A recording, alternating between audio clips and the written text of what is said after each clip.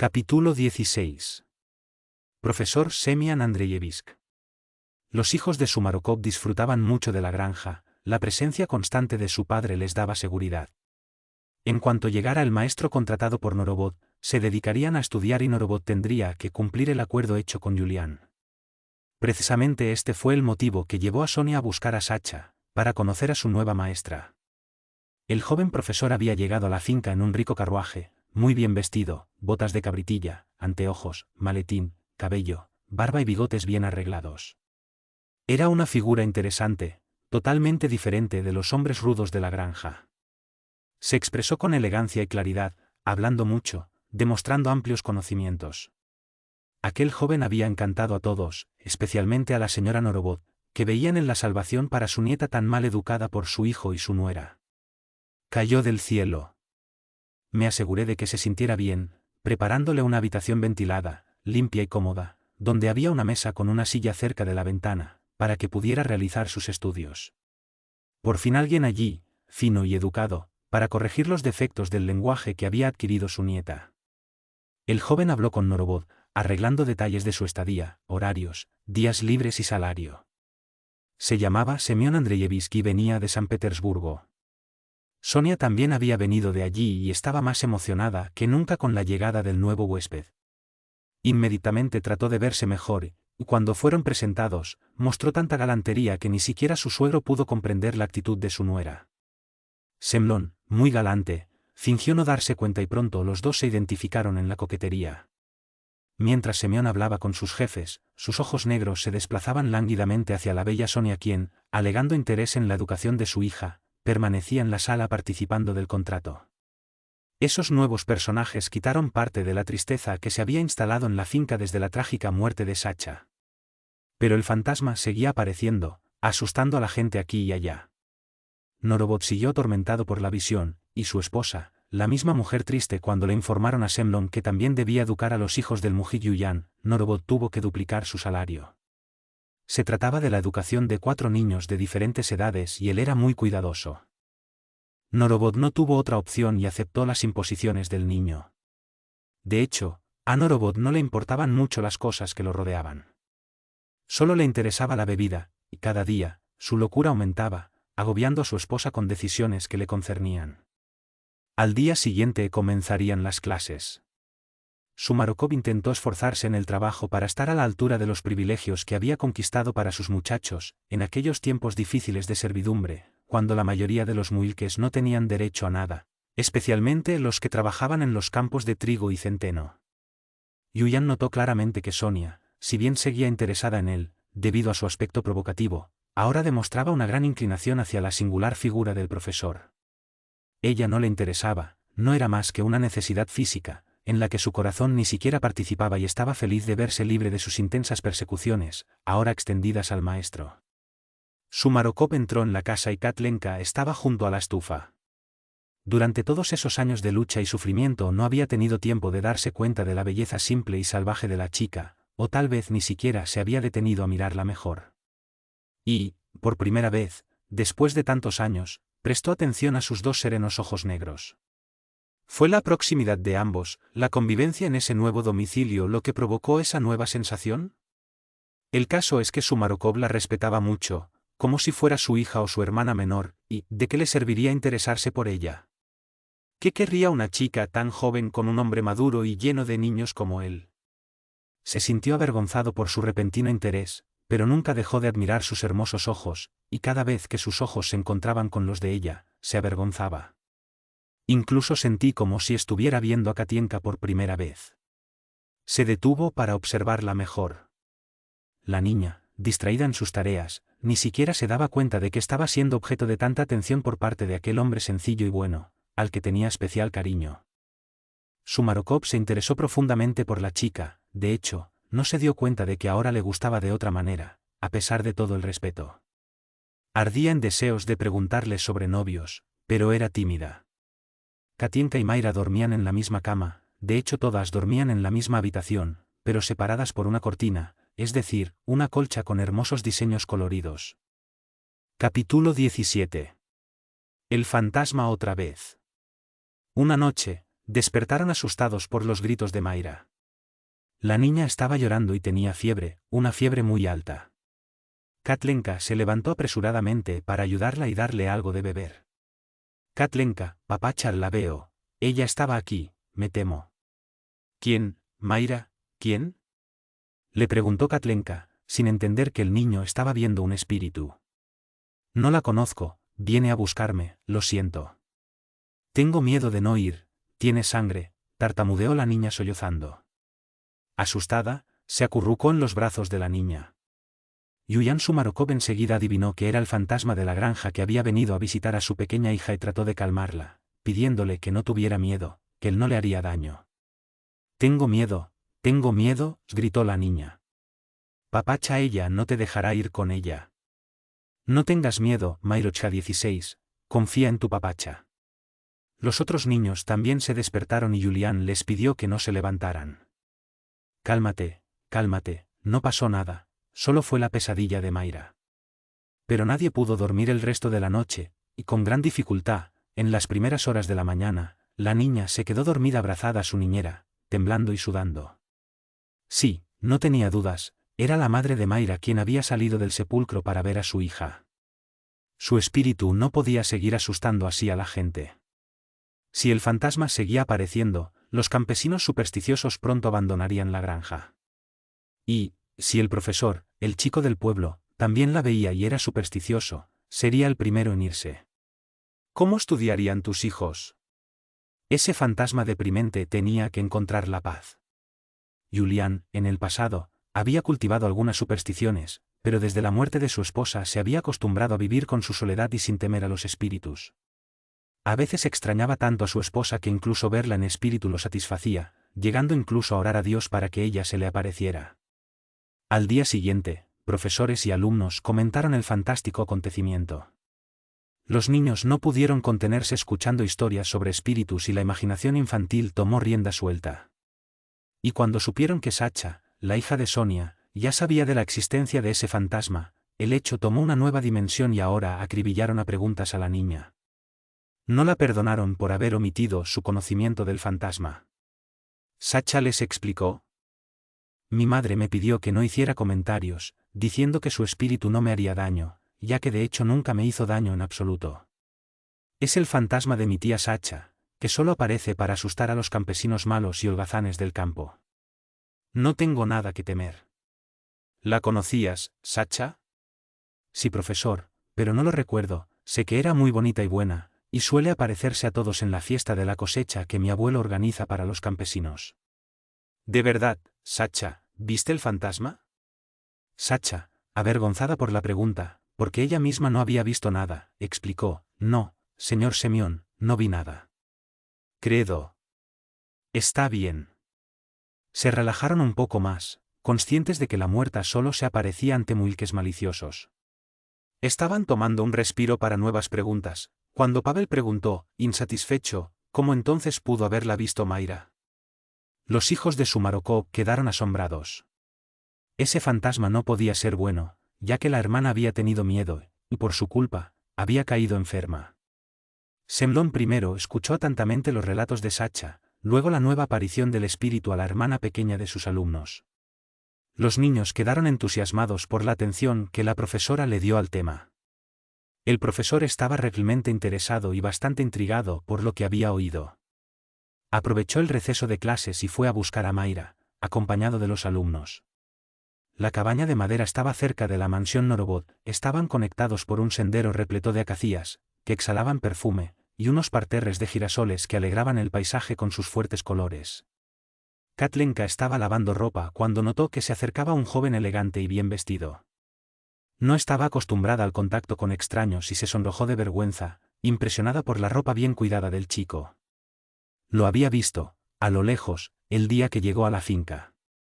Esta es Katlenka, le presentó Pavel, y esta es nuestra Isba. Semlón pensó que era demasiado pequeña para ser la madre de sus alumnos e hizo una aparición inquisitiva, que Yulian pronto adivinó y le explicó a la maestra. Ella es nuestra amiga, ella cuida la casa. Oh, bien. ¿Cómo estás, Katlenka? Estoy muy agradecida. ¿Eres el maestro? Sí, Semyon Andrelevich, su sirviente, señorita. El joven se inclinó profundamente, sosteniendo su mano mojada, aumentando la confusión de Katienka quien, a pesar de ser despachada, ahora no sabía qué hacer bajo la mirada penetrante del joven. Vine a ver cómo está la niña. Escuché que anoche tuvieron un imprevisto. Ella duerme, señor. Llámame Semyon, te lo ruego, bella dama, para que me bajes del pedestal de la edad. Lo lamento, lo lamento. Pavel y Julián estaban encantados con el bochorno de Katienka porque el profesor Semyon era una criatura muy interesante, la más divertida que se podía encontrar en aquella finca con sus estudiadas y un tanto delicadas particularidades para el lugar. Mis alumnos comentaron lo que pasó aquí esta noche. ¿Te gustaría, Katia, si me permites, llamarte así? Como quieras, respondió Katienka, cada vez más avergonzada por la actitud del afectado pero amable joven de la ciudad. ¿Qué quieres saber, Semyon? ¿Es cierto que la niña vio un fantasma? Sí, vio a alguien que la asustó hasta el punto de que estuvo delirando toda la noche con fiebre alta. El profesor tenía ojos brillantes y parecía ir más allá de los hechos, queriendo ahondar en ese misterio imborrable. Cuando despierte, me gustaría hablar con ella, ya que este hecho me interesa. Ante la mirada inquisitiva de Katienka, continuó alegremente como si supiera exactamente lo que buscaba. No te preocupes, Katia, soy estudiante de fuerzas sobrenaturales y tal vez pueda ayudarla. Ella ya está mejor, está bien, argumentó Katienka, queriendo ahorrarle a Mayra la curiosidad del extraño. Julián, que trabajaba no muy lejos, vio el revuelo afuera de su isba y fue a su encuentro. Ya había hablado con el profesor de San Petersburgo, cuando llegó a la finca y encontró extraña su visita. Los niños fueron a encontrarse con su padre. ¿No deberían estar estudiando? Semyon aprovechó el momento para elogiarlo. Felicitaciones, señor Sumarokov, sus hijos son agudos e inteligentes. Gracias, profesor, pero ¿qué le trae a nuestra isba? Los chicos comentaron sobre tu hija. Me interesó su condición y aquí quiero interrogarla. Soy un erudito e investigador de lo sobrenatural. Katienka aprovechó la llegada de Sumarokov y fue a comprobar si Mayra aún dormía. No quería que nadie la molestara. La fiebre había bajado y la niña dormía tranquilamente. Cuando Katienka regresó del campo, los ojos del profesor se quedaron fijos en ella, admirado por la modesta belleza de la muchacha, hecho que no pasó desapercibido para Julián, quien inmediatamente intentó sacar de su camarote al elegante joven y a su acompañante. Era muy amigable y Katienka era sencilla e ingenua. Debería seguir cortejando a Sonia y no atreverse a acercarse a la chica. Los alumnos ya se habían ido, dejando a la maestra. Semyon, antes de seguirlos, se dirigió a Katienka. Katia, volveré pronto. ¿Cómo se atrevía a llamarla así? Apenas se conocían. ¿Qué intimidad buscaba en su hogar? El campesino refunfuñó para sí mismo. Sin importarle la diferencia social, le preguntó a Semyon con el ceño fruncido, ¿tienes algo que hacer aquí? El ceño fruncido del empleado no surtió efecto. Semyon estaba acostumbrado a la intromisión de los campesinos en la ciudad. Su temperamento era diferente al de los terratenientes, parecía amigable o indiferente ante los grandes problemas sociales que vivían. Y, a pesar de la diferencia social que había entre ellos, Semyon le contestó, con calma, haciendo gala de gran cortesía en su voz, quiero volver y hablar con tu hija sobre lo que pasó ayer, investigo y estudio lo sobrenatural. La forma sencilla de hablar del niño contrastaba con su lujoso atuendo y Julián se sintió desarmado. Cambiando de rostro, respondió, mis muchachos te contaron sobre. Sí, sobre el espíritu, por cierto, no los culpes por esto. No lo hicieron por despecho, yo ya conocía la historia del fantasma de la granja y los cuestioné. Mayra no podrá contarles nada, solo vio un espíritu y tuvo fiebre nerviosa. Bien, bien. Hasta luego, dijo Semyon saliendo. Julián Sumarokov se despidió del profesor y volvió a trabajar, pensativo. No podía impedir que la maestra hablara con Mayra, era un hombre fino y educado, parecía sincero e interesado, y más tarde, sería su maestro. ¿Quién sabe? ¿Tal vez tenía los medios para sacar al fantasma de la granja? Capítulo 18. Mayra Sumarokov, mediana. Inayaira estaba en esa edad encantadora en la que empiezas a descubrir el mundo que te rodea y a identificarlo como tuyo. Nació con elevadas habilidades mediúmnicas y su sensibilidad la dejaba en un profundo estado de euforia o tristeza infinita. Miró todo con mucha atención.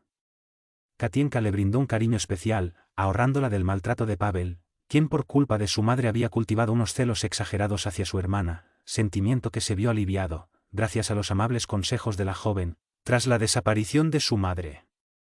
Ya no había motivos para los celos, sin embargo, en el fondo pensaba que la niña y su hermano, Christian, fueron quienes provocaron la muerte de su madre.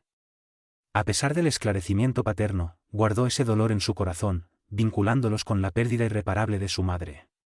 Posteriormente, el espiritismo llevó a los hombres la explicación de los fenómenos posteriores a la muerte, como las apariciones de los espíritus, cuya influencia en el mundo material aún no se conocía. El hombre que codificaría y explicaría estas enseñanzas estaba a punto de comenzar sus estudios. Los fantasmas, sin embargo, tenían prisa y seguían atormentando a personas y lugares. La falta de explicación, de hecho, no impedía que existieran y las personas no estaban exentas de ser víctimas de apariciones y comunicaciones con el más allá. Semyon Andreyevsk, profundo investigador de estos fenómenos, se interesó tanto por ellos que comenzó a escribir algunas notas importantes, que sometió al criterio de su profesor, Dmitri Nabor. La Santa Rusia era un hervidero de médiums y fantasmas que aparecían y desaparecían, perturbando a los supersticiosos, que asociaban su aparición con malos augurios, y despreciaban a las personas que los veían.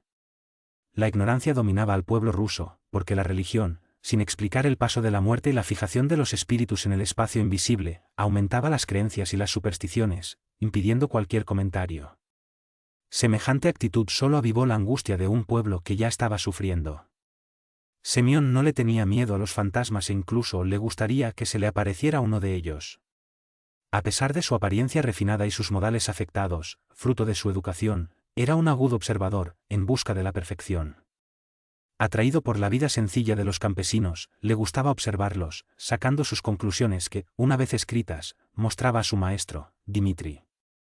Ambos pasaron horas hablando y discutiendo estos temas, incluyendo, entre ellos, el principal, la servidumbre, que no había sido erradicada del todo, siendo una de las razones de las creencias, en resumen, era la vida rusa, impregnada de leyendas y supersticiones.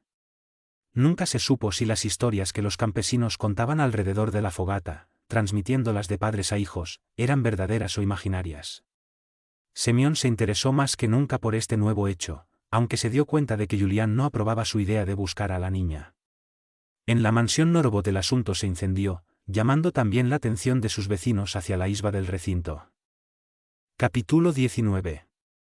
Señora Norovod y Mayra. La visión que tuvo Mayra logró despertar gran interés en sus verdaderos abuelos y su tío. Para el profesor Semyon había otro tipo de interés, era un caudal de material para su investigación. La señora Norovod, el mismo día que se enteró del incidente, también fue a la isba, llevándose a Sacha con ella. La señora rica, a pesar de la vida fastuosa, pero llena de crímenes, que le regalaba su marido, era generosa, cualidad que había aprendido a las malas, al participar tanto en los sufrimientos de sus empleados. Al oír y ver los malos tratos que les infligía su marido, acabó sensibilizándose. Eran tan crueles que los sentía en su piel.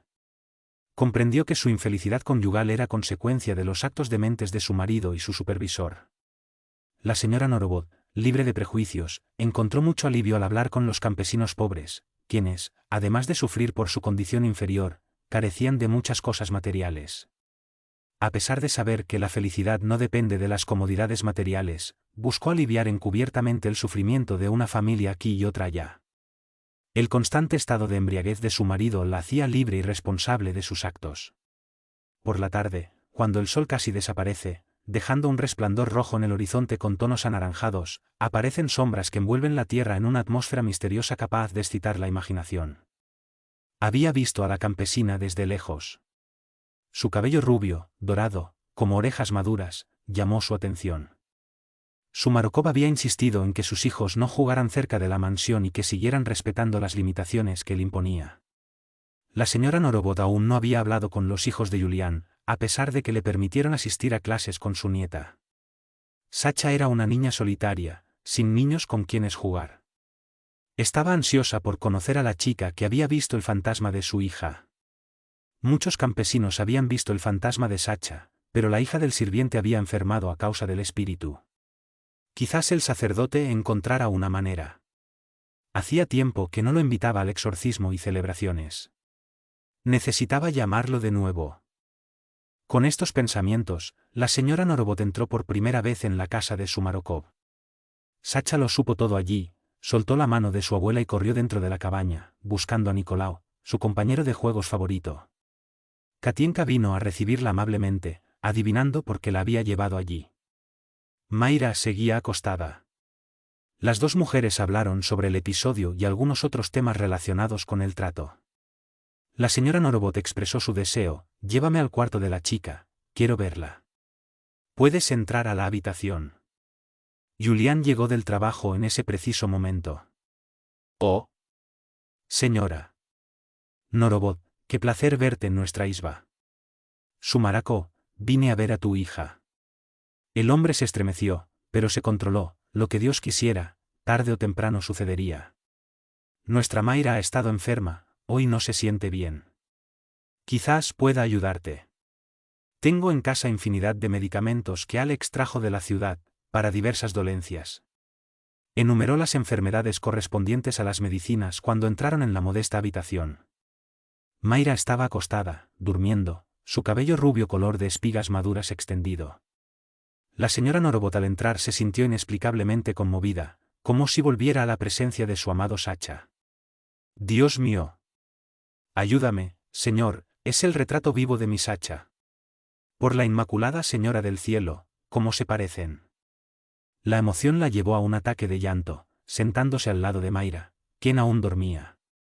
La señora Norovot, incontrolablemente, la levantó y la sostuvo en sus brazos, sollozando. Era como si estuviera abrazando a su desafortunada hija de esa edad. «Qué hermosa tienes, Sumarokov», alcanzó a decir, entre sollozos, «se parece mucho a mi Sasa, cuando tenía esta edad, el mismo color de pelo, los mismos ojos, me gustaría verla en luz».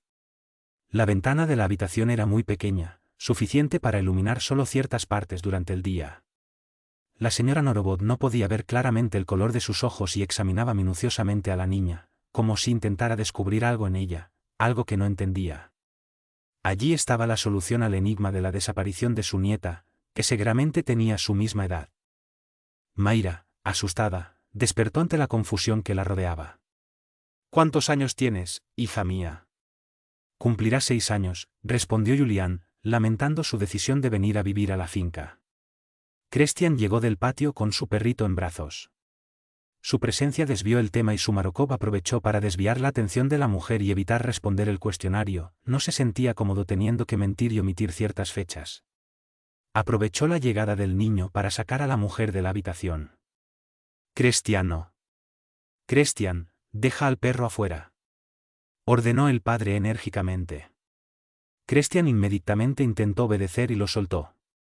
Al ver la importante visita, se puso tímido y se escondió detrás de Katienka, quien estaba parada al lado de la cama de Mayra. Los dos hermanos tenían casi la misma edad y no se parecían en nada físicamente. De hecho, los hijos de Anna y Julián, a pesar de sus diferencias, siempre tuvieron un rasgo en común, la marca de sus padres, ya sea en la boca, o en la nariz, o en los ojos, o en los modales. «Tus hijos parecen tener la misma edad, Sumarokov, ¿cuál es el mayor?», preguntó la señora Norovot, sin quitarle los ojos de la niña, que ahora estaba acurrucada en la cama, abrazada por Christian. «Tiene razón, señora, fueron concebidos muy juntos. Christian está muy desarrollado para su edad». Hablaron de algunas banalidades, la mujer se sintió tan bien allí con ellos, que la llamaron, sin embargo, los deberes en la mansión. «Bueno, me tengo que ir», dijo levantándose, «que la niña está bien y no necesitan nada. Mañana volveré, quiero verla correr y jugar, le enviaré algunos suministros». Antes de irse, abrazó a Mayra emocionado, como si abrazara a su propia pequeña hija. Una inmensa felicidad la inundó. Le pareció que, en aquella humilde choza, había dejado todo su tesoro. «¿Dónde estás, Sacha?», buscó a su nieta. Sacha estaba con Nicolau y escuchó que su abuela la llamaba. «Vamos». «Gracias por su visita, señora Norovot, siempre será bienvenida». «Gracias, Julián Sumarokov, hacía mucho tiempo que no estaba tan feliz». «Tus hijos son adorables, han devuelto la alegría entre nosotros». Tú y tu familia son bienvenidos. Se estableció un vínculo emocional entre ellos y la señora Norbot, rompiendo las diferencias sociales. La soledad y el dolor son maestros silenciosos en entrenar y unir corazones. El encuentro era inevitable. Julián se había preparado, tarde o temprano alguien vería a su Mayra, ya no podía esconderla. Él se conformó. ¿Cuál era el punto de parecerse?